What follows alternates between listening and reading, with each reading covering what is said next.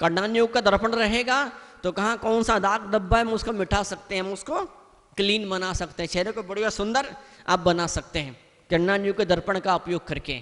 द्रव्यान युग का दीपक रहेगा तो क्या होगा, आपको वो सब दिखाई देगा जो औरों को दिखाई नहीं देता है। समय सार, प्रवचन सार, ऐसे महान महान ग्रंथ हैं जिन्हें हम कर्णान युग के ग्रंथ, जिन्हें हम द्रव्यान युग वाले ग्रंथ कहते हैं। तत्वा सूत्र, सर्वार्थ सिद्धि, सर्वासिद्ध, सारी टीकाएं। द्रव्यान युग के अंदर मात्र समय सार नहीं आता है, एक लिस्ट दी गई है इस शास्त्र के अंदर। आचार्य पंडित जी ने वैसे लिस्ट दी हुई है। तत्वा सूत्र भी द्रव्यान युग का ग्रंथ है, और जितनी टीका तत्वा सूत्र की, सर्वार्थ सिद्धि है, राजवार्तिक के, श्लोक वार्तिक के, सब टीकाएं हैं। और मुझे बहुत अच्छे से याद है जब परुषण पर्व होता है तो जो दादियाँ उपवास करती हैं, ये उपवास नहीं भी कर पाती है तो तत्वा सूत्र के लास्ट में लिखा है, क्या लिखा है तत्वा सूत्र के लास्ट के अंदर, जो इसका पाठ करता उसको एक उपवास का फल मिलता है। उपवास करना सबके बस की बात नहीं है, लेकिन तत्वा सूत्र पढ़ के खा पी करके उपवास का फल ये तो बड़ा आसान होता है, तो वो उसको जरूर आपको प्राप्त करना चाहिए। सुंदर अध्याय खत्म हुआ, इस सुंदर अध्याय खत्म हुआ। आचार्य भगवान प्रभाचंद्र स्वामी, आचार्य भगवान संत भद्र स्वामी, दो ऐसे महान आचार्य जुड़े और भिड़े और लगे, उनने मेहनत करी, उनने माथा पच्ची करी, उनने कष्ट उठाए, उनने पापड़ बेले, और फिर जो कुछ उनको लगा, उनके हाथ में लगा, जो खजाना लगा, उनने हम पर लौटा दिया बिना किसी शर्त के, बिना किसी लोभ के, बिना किसी स्वार्थ के, बिना किसी कुछ छुपा के नहीं रखा है, सब कुछ उन्होंने हमको दे दिया। हम किस्मत वाले, हम सौभाग्यशाली हैं, इस खजाने को छूने का अवसर मिलता है। इन खजाने में रखे रत्नों को आप निकाल करके धारण कर सकते हैं।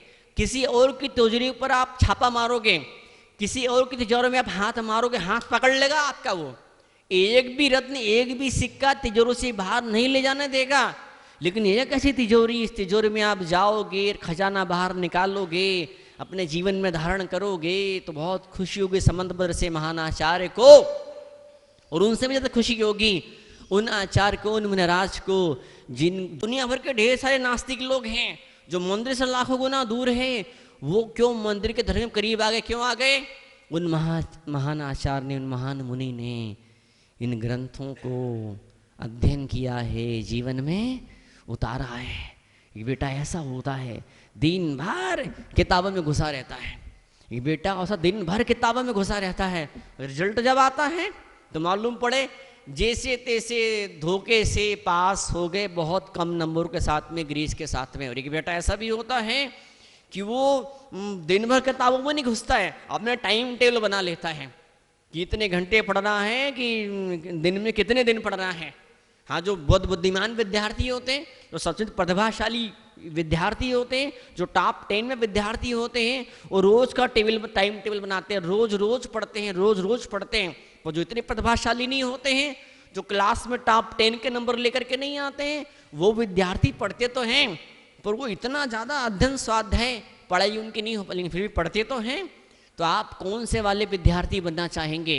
वो टॉप 10 वाले विद्यार्थी बनना चाहेंगे जो पूरी यूनिवर्सिटी में, जो पूरे कॉलेज में शुरू के 10-15 विद्यार्थी बनना चाहेंगे, या फिर आप वो विद्यार्थी बनेंगे जो ठीक है पास हो गए हैं, या वो वाला विद्यार्थी बनेंगे जो फेल हो गया, कॉलेज से निकाल दिया और अब वो घर पे बैठा हुआ है?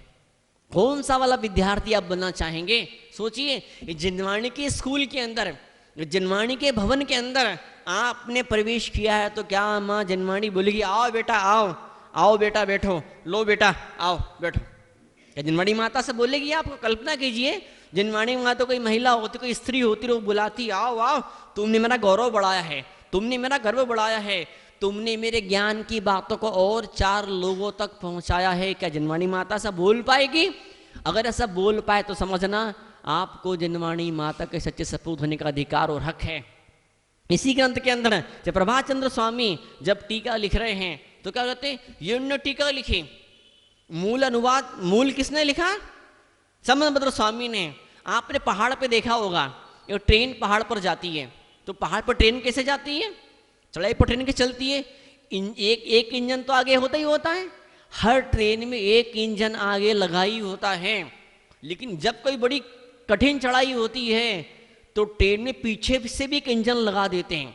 ट्रेन में दो दो इंजन लगाने पड़ते हैं, तो दोनों इंजन का सपोर्ट पाके, सहारा पाके कोई ट्रेन यानी कौन? वो जो यात्री ऊपर तक पहुंच जाते हैं।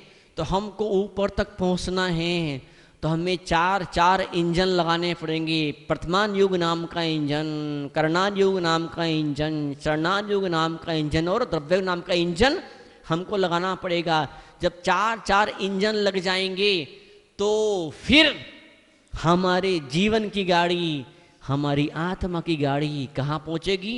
मोक्ष महल तक पहुँच जाएगी। इन्हीं प्रभाचंद्र स्वामी ने जब टीका लिखी पवित्र आचार्य ने, तो लिखते हैं, क्या नाम लिखते हैं? इस ग्रंथ का नाम क्या लिखते हैं? उपासकाध्ययन। क्या लिखते हैं ग्रंथ का नाम? उपासकाध्ययन। पढ़िए, हिंदी में मोटे अक्षर में लिखा हुआ है और उधर संस्कृत में मोटे अक्षर में लिखा हुआ है। इति प्रभाचंद्र रचितयाम समनभद्र स्वामी विरचित उपासकाध्ययन टीकायाम द्वितीय परिच्छेद। ये देखो क्या नाम है इसका? उपासकाध्ययन। उपासक, क्या शब्द यूज किया है? उपासक अध्ययन। जो उपासक होते हैं, जो श्रावक होते हैं, जो उपासना की राह पे आगे बढ़ते हैं, और उपासक इन्हें क्या? जहां शक नहीं है, जहां शक नहीं है वो होता उपासक। देखो होता प्रकाशक। प्रकाशक का मतलब क्या? प्रकाश में लाने वाला प्रकाशक। शक नहीं है, अगर शक होगा आप प्रकाशक नहीं बन पाओगे, शक होगा आप उपासक। इसलिए कहा है 8 अंगों के संबंध दर्शन के सबसे पहले शंका, शंका मत करो। जिज्ञासा बात अलग होती है, लेकिन हर बात में सवाल पैदा कर दे, हर बात में टांग अड़ा दे, बेचारे टीचर को पढ़ाने का मौका ही नहीं मिले। कोई उपद्रव विद्यार्थी ऐसे होते हर बात में 50-50 सवाल पूछते हैं। या तो एक बात और बड़ी बात आपके सामने कहना चाहूंगा, कोई विद्यार्थी को सवाल पूछ रहा है, इसके 2 मतलब हैं। कोई विद्यार्थी चाहे धर्म की क्लास चल रही है, अध्यात्म की कक्षा चल रही है, कोई तपस्वी पढ़ा रहे, लेकिन ग्रंथों को, 2 आत्मा के 2 शब्दों को सिखा रहे हैं, या कोई सिंपल सा टीचर, कोई प्रोफेसर कॉलेज में कुछ मेडिकल इंजीनियरिंग कुछ पढ़ा रहा है। अगर शिष्य ने सवाल पूछा है, पढ़ने वाले ने सवाल पूछे, से 2 मतलब हैं। एक मतलब तो ऐसा है वो कुछ और नया जानना चाह रहा है, वो कुछ और ज़्यादा सीखना समझना चाह रहा है, या इसका मतलब एक ऐसा भी होता है चांटा। वो विद्यार्थी बिना अपमान किए वो टीचर के गाल पर चांटा मार रहा है। क्यों? टीचर इस ढंग से नहीं पढ़ा पा रहा है, पढ़ाने वाला इस ढंग से नहीं पढ़ा पा रहा है कि सारी शंकाएं खत्म हो जाए। पढ़ाने वाले ने कुछ ऐसा पढ़ा, कुछ इस ढंग से बोला, बताया, समझाया कि कोई जिज्ञासा, कोई शंका पैदा हो गई। तो अच्छा टीचर वो होता है, अच्छा शिक्षक वो होता है, अच्छा गुरु वो होता है, वो जब पढ़ाना, बताना, समझाना शुरू करता है, एक भी शंका को, एक भी सवाल को पैदा होने की गुंजाइश ही नहीं रहती, संभावना ही नहीं रहती है। तो सोचिए आप कौन से वाले बनना चाहेंगे? या तो ऐसे टीचर बन जाओ जो पढ़ाना शुरू करे तो पढ़ने वाला एक भी सवाल ना पूछे, सवाल पैदा होने से पहले हर सवाल का समाधान उसको मिल जाए। या फिर ऐसे विद्यार्थी बनो, इतना तो पढ़ लिया है, इतना तो हमको आता है, अब इसके आगे और क्या हम पढ़े। और हम क्या, जो मेंटर होता है, जो कोच होता है, जो आपसे बड़ा होता है, वो बताता है क्या कि बेटा अब ये पढ़ लिया ना, अब ये वाले राइटर को और पढ़ लो जरा, अब ये वाली किताब और पढ़ लो जरा। कुछ ऐसी बात है जो उस किताब में छूट गई है, कुछ ऐसी बातें श्लोक के अंदर नहीं समझा पाए हैं आचार्य। समय की अपनी एक सीमा होती है, शब्दों की सीमा होती है। जब श्लोक पढ़ते तो हर श्लोक के अंदर कुछ मात्राओं का कुछ हिसाब किताब होता है। इस श्लोक में इतनी मात्रा होगी, इस श्लोक में इतनी मात्रा, कितने गण होंगे। तो ऐसे ही जीवन के अंदर भी कुछ ऐसा होना चाहिए। अलग अलग श्लोक को पढ़ने की अलग अलग शैली होती है, अलग अलग तरीका होता, अलग अलग राग होती है, अलग अलग छंदों को अलग अलग राग में पढ़ा जाता है। तो ऐसे ही आपके जीवन को आप कौन सा छंद बनाना चाहेंगे, किस राग में आपको पढ़ा जाएगा, किस स्टाइल से, किस ढंग से, किस तरीके से आपको सुना जाए, ताकि आपसे फायदा मिल सके, ताकि आपकी मुस्कुराहट मिल सके, आपके साथ क्या व्यवहार किया जाए। कई लोग ऐसे होते हैं कि उनके जीवन में 50 तरह के रंग होते हैं, 1000 तरह के रंग उनके जीवन के भीतर होते हैं, उनको समझ नहीं पड़ती है, उन्हें कुछ ध्यान ही उनको नहीं आ पाता है। आज जिस व्यवहार से प्रसन्न हुए थे, कल उसी व्यवहार से बिफर जाते हैं, कल उसी व्यवहार से बेचारे वो बिचक जाते हैं, दूर भाग जाते हैं। आप बनाइए, मुझे छंद बनना है, छंद मुझे गाया जा सके, मुझे गाया जा सके, मुझको गा करके कोई अपनी कला को निखार सके, मुझे गा करके मेरे जीवन में घटने वाली घटनाओं को कोई औरों को बता करके औरों को प्रेरणा दे सके। ऐसे कोई न कोई घटना तो आपके जीवन के भीतर होनी चाहिए। मैं मानता हूँ जब हम किताबें पढ़ते हैं तो कई सारी किताबें, कहानी वाली किताबें आती हैं, अमुक महापुरुष राजनीति में, क्रिकेट के अंदर, अमुक बिजनेस के अंदर, अमुक व्यक्ति हुआ था और उसको लाइफ में ऐसा हुआ, फिर ऐसा हुआ, फिर ऐसा हुआ, किताबें छपती हैं, संस्मरण, प्रेरणादायी घटनाएं की किताबें छपती हैं, अमुक अमुक देश के, अमुक अमुक क्षेत्रों के महापुरुषों की किताबें छपती हैं। मैं मानता हूँ आप बहुत बड़े महापुरुष नहीं हैं, आपके जीवन में ऐसी 1000 घटना नहीं घटी है जिनको छाप करके आम इंसान को प्रेरणा दी जा सके, लेकिन आपके जीवन में कहीं एकाध तो घटना ऐसी घटी ही होगी, आपके मुंह से एकाधी शब्द तो ऐसा निकला ही होगा जिस शब्दों को सुन करके, जिस घटना को देख करके कहीं किसी को आगे बढ़ने की प्रेरणा मिली होगी। वो घटना कौन सी है, वो बात कौन सी है, उसे नोट करिए, लोगों से पूछिए। जब से आप मेरे संपर्क में आए हैं, जब से आप मेरे परिचय में आए हैं, तो आपको मेरे स्वभाव में, मेरे व्यवहार में, मेरे शब्दों में क्या अच्छी बात लगी, मुझे बताइए, बताइए मुझे, ताकि उस गुण को, उस क्वालिटी को मैं और ज़्यादा बढ़ा सकूं। मैं, मुझे बताइए, ताकि उस गुण का, उस क्वालिटी का मैं खुद अपने लिए भी उपयोग कर सकूं।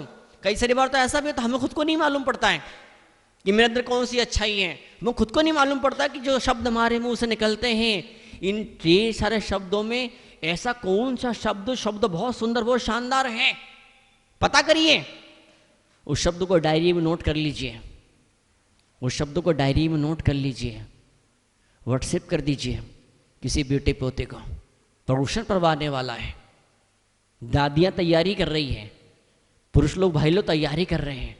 क्या तैयारी कर रहे हैं कि कितने घंटे पूजा करेंगे और कौन सी पूजा करेंगे और पर्युषण पर्व किस ढंग से सेलिब्रेट करेंगे। पर्युषण पर्व साल में कई बार तो आता है, वैसे 3 बार आता है, हम एक ही बार तो मनाते हैं। किस ढंग से पर्युषण पर्व की हम तैयारी करेंगे। आपकी शादी की वर्षगांठ आने वाली होती है, आपका जन्मदिन आने वाला होता है, कितने लंबे टाइम पहले से आप प्लानिंग करते, योजना बनाते हैं। उधर होटल बुक कर ली, उधर कमरा बुक कर लिया, उधर बस बुक कर ली, उधर गाड़ी वाड़ी बुक कर ली। कोई बड़ा पैसे वाला होता है तो प्लेन बुक कर लेता है, किसी आइलैंड के ऊपर, किसी विश्व प्रसिद्ध होटल के अंदर वो बड़ी भारी पार्टी देता है, वहाँ पे 1000 लोग आते हैं और 10,000 लोग आते हैं, फिर वो दुनिया भर का वो आप प्लानिंग करिए। पर्युषण पर्व आ रहा है, ऐसा महान त्यौहार आ रहा है, तो मुझे क्या करना है और मुझे कैसा करना है। हम बैठे यहाँ पर उपासकाध्ययन परम पूजाचार्य भगवान समंतभद्र स्वामी, उस पर आचार्य भगवान प्रभाचंद्र स्वामी ने पीछे से आकर के हाथ बटाया है, साथ ही हाथ बढ़ाना। कुछ ऐसा है, लगता था प्रभाचंद्र स्वामी को कुछ ऐसा है जो शायद समझ में नहीं आ पाएगा। उन्होंने कहा वाह, ऐसे कैसे हो सकता है। उन्हें अपना दिमाग लगाया, उन्हें अपनी बुद्धि लगाई, उन्होंने तपस्या और साधना का उपयोग किया। क्या, कैसे उपयोग किया, क्या उपयोग किया, ये शब्द आम इंसान तक पहुंचे, सबके दिमाग में उतरे, फिट हो, उसके लिए अगर प्रभाचंद्र स्वामी इस महान ग्रंथ की टीका नहीं करते, आज कौन जानता उनको, कौन उनका नाम लेता।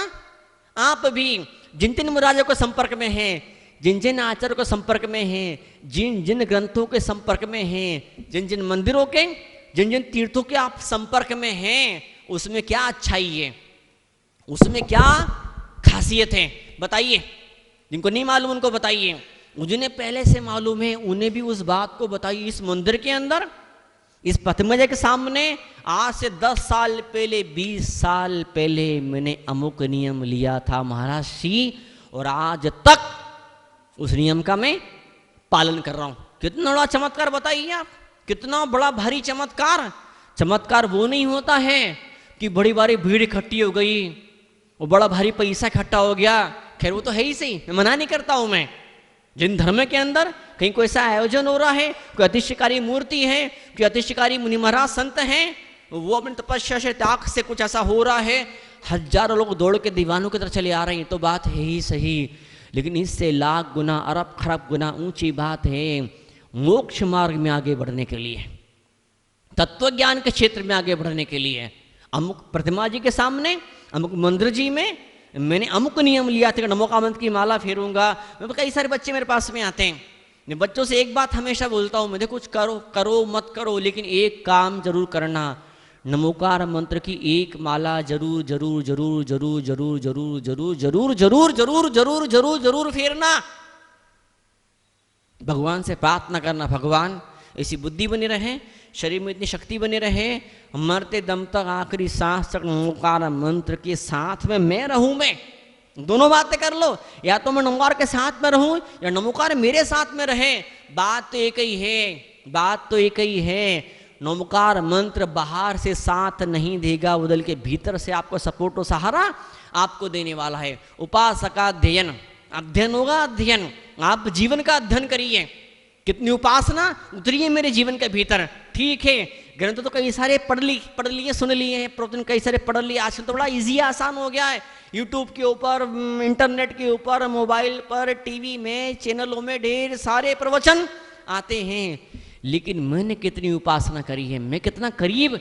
उपासना करना मतलब क्या? करीब जाना। उपासना का मतलब करीब जाना। करीब कैसे जाना? दो बर्तन टकराएंगे तो क्या होगा? शोर शराबा पैदा होगा, तो क्या होगा? कुछ ऐसा निगेटिव वाइब्रेशंस पैदा होंगे।